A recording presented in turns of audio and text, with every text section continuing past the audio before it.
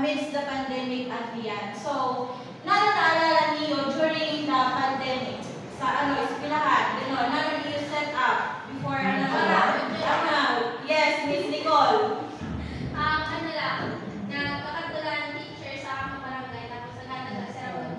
Okay, let's give Maria Nicole 3 claps. How about you, Miss Laila? During the pandemic, so blended learning. So we have the Google Classroom, online. Mayaman sila kay sa promotional that. So, thank you, Miss Laila. So, during the pandemic, dako-dako epekto sa aton. Dili lang sa aton physical na kundi patilan sa aton mentally and diba sa aton economy, sa aton community, damo nagbago, yes. Nga also liwat naapektuhan liwat situahan school. So, damuan ginbago, damuan mga ginhimo para ang mga estudyante maprotektahan sa COVID nga also magpatuloy ang ila learning skills or abilities. So, ang topic ko niyan is mga nito na kay kung paano ang curriculum nag-response sa estudyante during the COVID-19. So, ang una is mga curriculum response of higher education for teacher education amidst the pandemic on beyond. So, ang teacher education curriculum, nagkayoon siya sa duwa nga strategy para matugunan ang pangangailangan sa mga estudyante even though abisan sa nangyayari ang pandemic or COVID-19. Ang una is curriculum modification and curriculum consideration. So, ang una is curriculum modification. Alay yung pakibasa sa meaning sa curriculum modification. Page 188.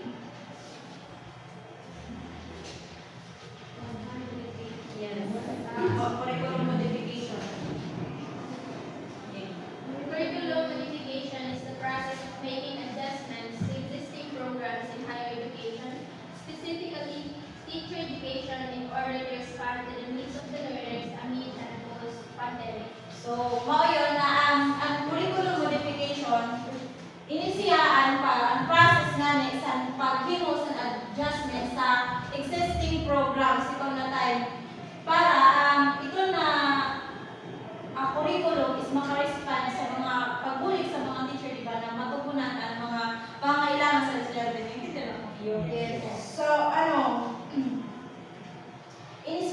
gagamit siya para ma-adjust ang needs sa mga teachers ito na para ma-meet nila ang mga estudyante. Kasi di naman na estudyante sa ito na apektuhan di ba sa pandemic, pati liwat ang teachers. So, kailangan na sa teachers mag-adjust para sila liwat makahabol sa ito nga pangyayari. Ganon.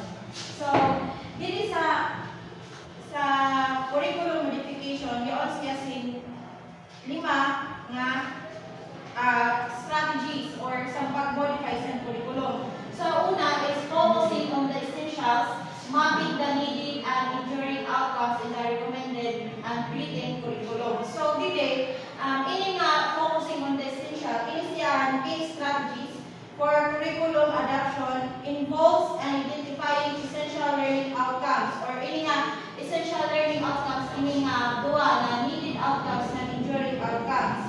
So, bigamit ko siya, nakabulit siya para mag-create sa balance na curriculum na mapaprioritize ang learning styles sa estudyante even though parang blended or nagagamit mga module, ganon. So, kailangan din siya para ma-identify kung ano talaga ang pangangailangan sa estudyante during sitong nga time. So, when we say needed outcomes, ini ang desired knowledge, skills, and values that are required to learn higher concepts. They are defined as competency that learners need for continuation for subsequent level of concept. They are considered as prerequisite competency. So, ini na needed outcomes, ini ang most essential, ini ang pinakailangan na knowledge or skills na kailangan tayo ma-acquire sa mga bata even though mga ito nangyayari sa COVID-19. Ini siyang pinaka-importante na miskan, di ba, module sa ito, iba, kailangan maadmang inisan mga estudyante. Sunod naman is enduring outcomes. Pakibasa, Ms. RB. Enduring outcome competencies that are necessary not just succeeding in a certain topic but are useful beyond a single unit or study. So, ini naman ang competency na kailangan luwas siya, pero very good ko na parang habang buhay na magagamit. Parang long-term relevance na siya sa na topic na kailangan sa bata. Very good siya masyadong kailangan like, di ba, related outcomes. Hindi sa enduring outcomes, parang kailangan na siya, tidak, pero very siya priority. Mayroon na enduring outcomes. Hindi na ako. Or pwede pa kang idea. Pwede na ka? Okay. So, for example, ini na example, may duwa na box, ini nga box A, at existing statement of outcomes on the syllabus. Example, ini siya sa art appreciation, may na ibuhang ako. Tapos, yung ini box B, and modified statement of outcome to cover the essential. So, parang ini ginamit na ini, revise na yung modify na siya during na sa pandemic, hindi sa hindi pa nangyayari. So, di ba din ako para sa maniyo na may duwa siya na statement. At the end of the 3-unit course, the student should be able to, ang una is to mount an art exhibition. So, para magkakayo sila sa exhibition. Depende sa ito na yayari ang pandemic. Kadua is create their own works of art and curate their own production of exhibit. So, pag abuti din, naging sayo na lang siya. Gintim po na rin nga duwa, kay para makabuo siya yung pinaka-importante nga, miskan din na babaragan, parang kaya sa bata imuon. Kayo siya, ginsayo na lang niya nga duwa. May ito na essential outcomes, and may nga, bago nga nag-delay, sa nag-focus na siya sa essential outcomes. Gin-identify na ang kailangan sa bata para matugunan ang mga kailangan. Naintindihan ako niyo? So, ikatuwa naman is rearranging of the college course offerings. So, ini, dito lang basawa. Ini din na rearrange of the college course offerings para naman yung sa mga college, mga nga. During pandemic, kailangan i-rearrange sa ito ang kailangan ng mga course ng mga estudyante. For example, di pagod nangyayari or, di ba? For example, sini, so, for example,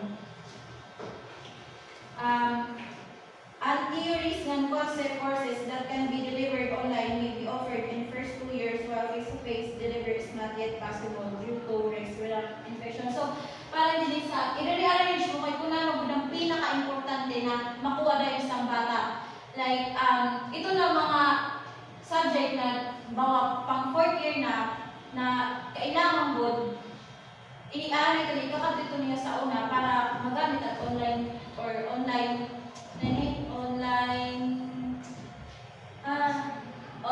parang online or face-to-face na lang ito.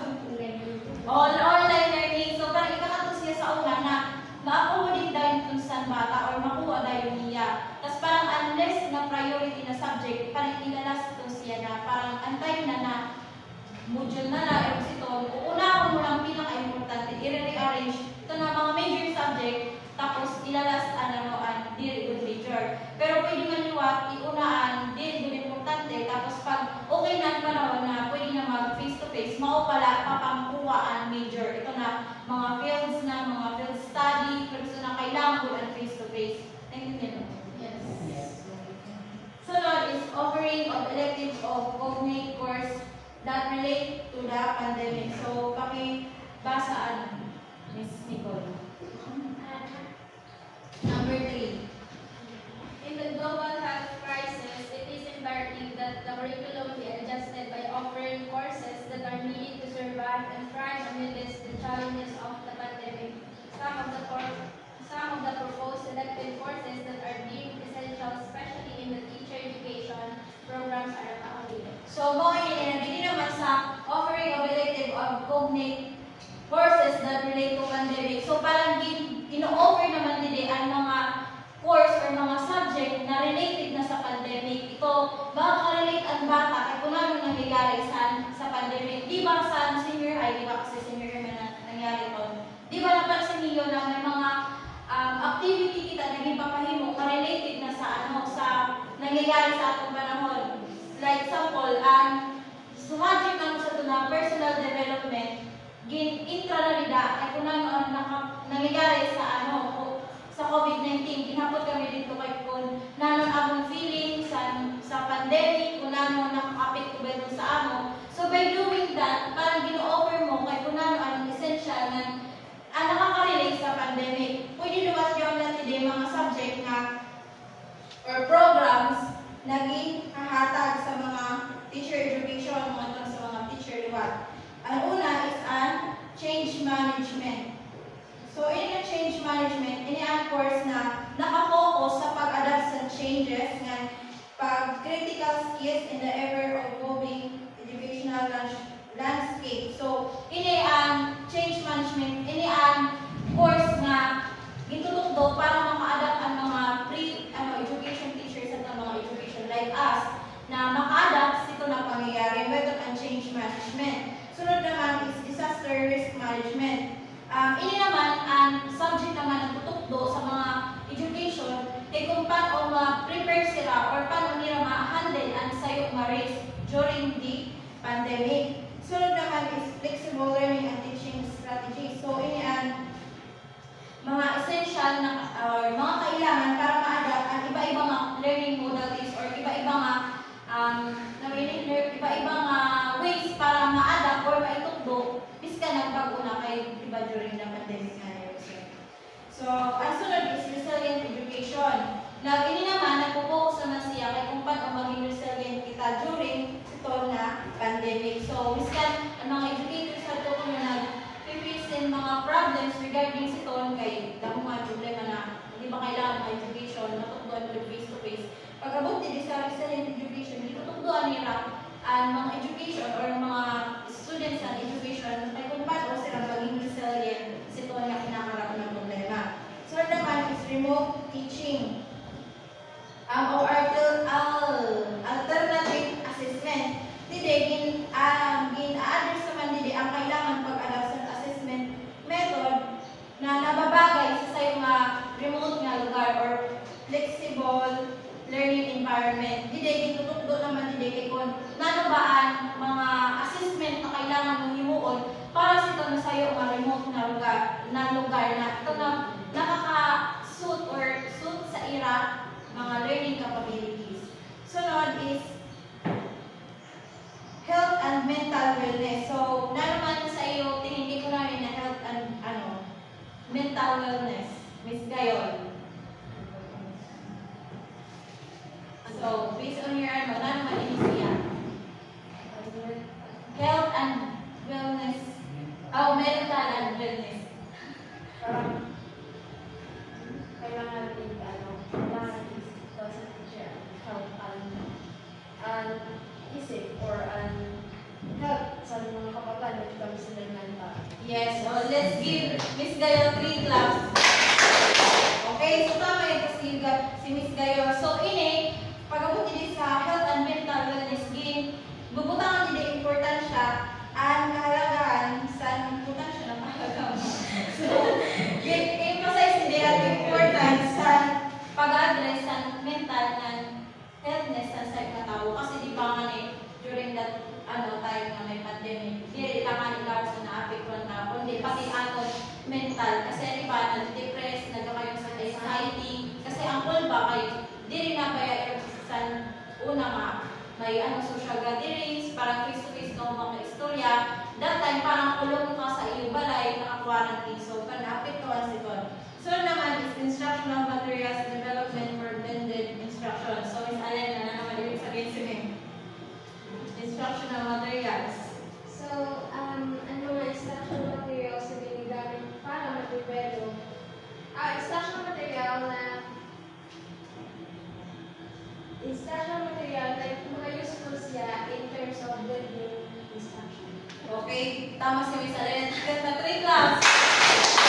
So, in instructional materials development for blended instruction. Mga yan ako din. So, nakapokus siya kay kung paano kita makakreate sa effective learning materials na suitable sa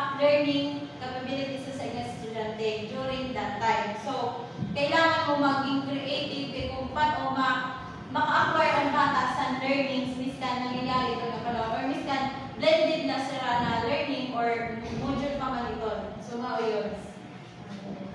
So, number 4 is modifying the taught curriculum.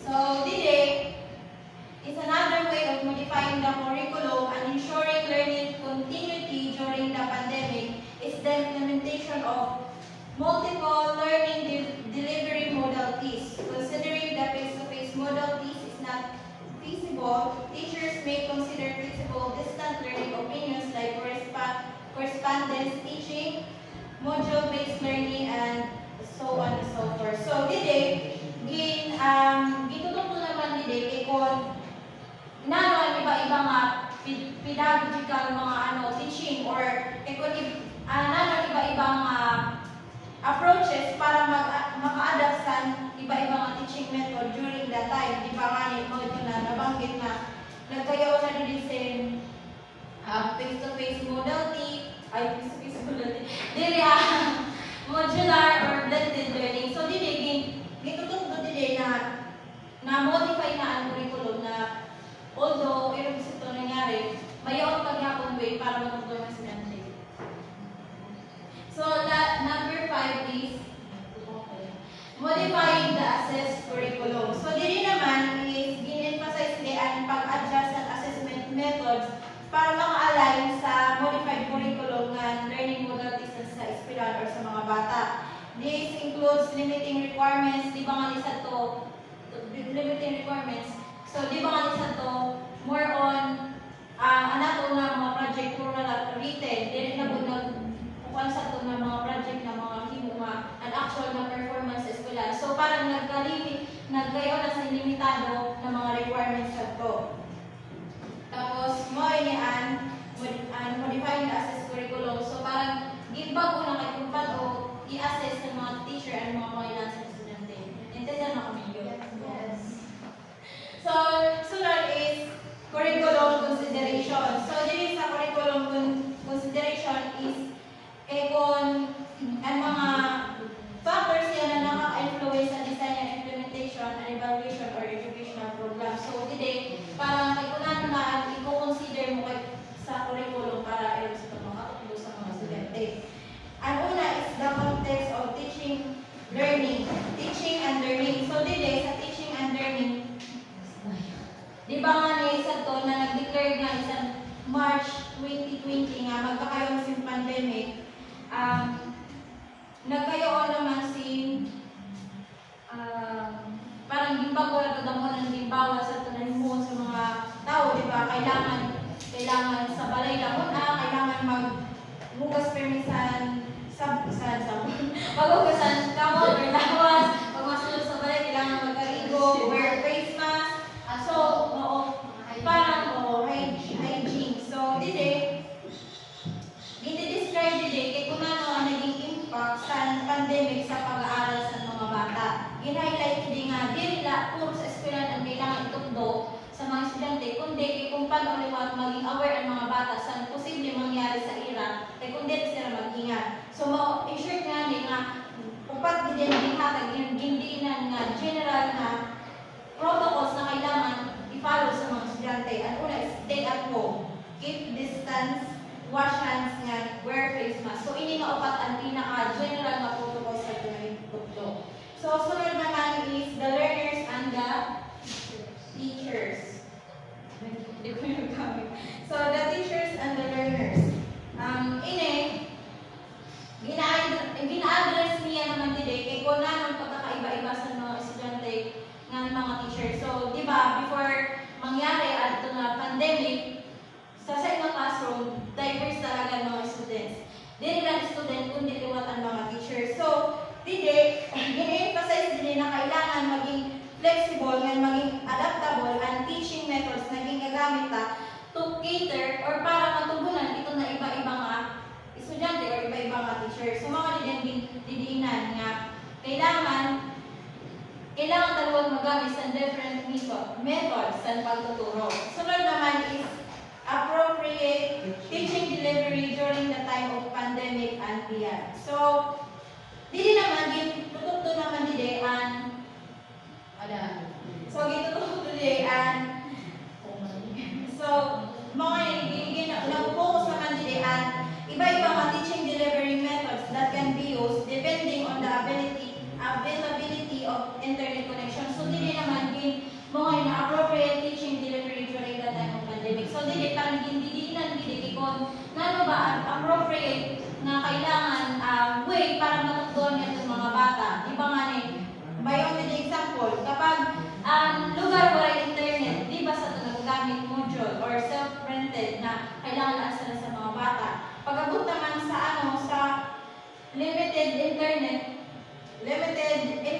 connectivity, nagamit naman si asynchronous learning. Kini naman ang teaching delivery nga ang estudyante makahimo sila sa work independently based on what has been instructed online with the teacher. So, parang nakakahimo sila sa mga activity nila, nagagamit sila sa internet, so nakagamit sila, pero di ulat. Ito na dili sila online class, gano'n. So, more is asynchronous learning. Pag-abot sa synchronous learning naman, is a real-time teaching and learning using online platform. So, mga rin pag-abot na rin sa synchronous learning, pag makusog na internet mo, ito na, i-organic ang dalay na, naka-internet, naka-tap na internet, nagkakayo na sila face-to-face, online class. So, in summary, ini nga, topic ko is mga itong response ng curriculum sa pagbabago during the